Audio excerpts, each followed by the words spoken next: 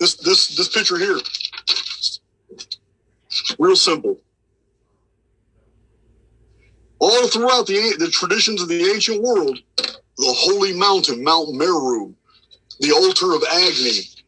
In my book, The Lost Scriptures of Giza, I give a whole chapter on nothing but all the traditions that some holy mountain important to the saving of humanity, built by the gods, was at the center of the earth, at the middle of the earth. In the Old Testament, it's called Mount Zion. It was never in Israel or Jerusalem.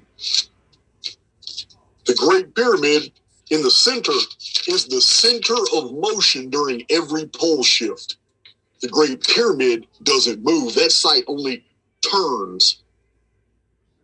The further away you get from the center, way over here in North America, everything's going down 30 degrees. Way over here in the East, in China and Australia, everything's going up.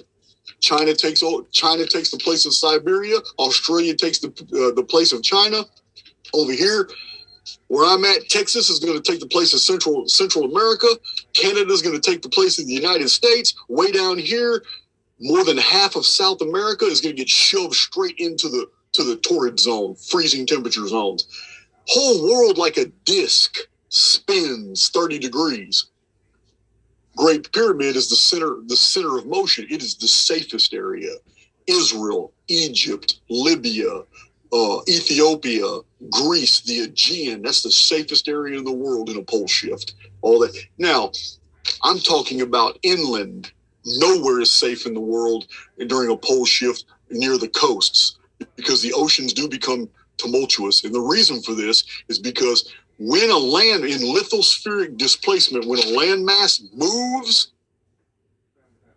bodies of water can't keep up.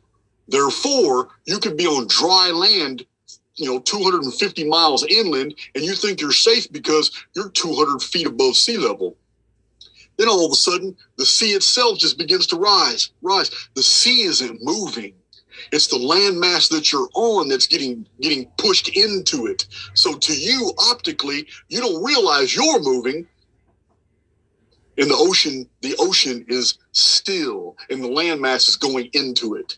This is lithospheric displacement. This is what would happen. It takes days, if not weeks, for the water to stabilize and to catch up with the new basins, new land masses, because pole shifts are not as simple as just lithospheric displacement. During lithospheric displacement, we have the phenomenon of upheaval and subsidence. And this is why we have so many archaeological discoveries of cities that are in places they could have never been built, like Tiwanaku, Pumapunka, Machu Picchu. These cities could have never been built at 12,000 foot elevation, and it had thriving populations that were surviving. It's impossible.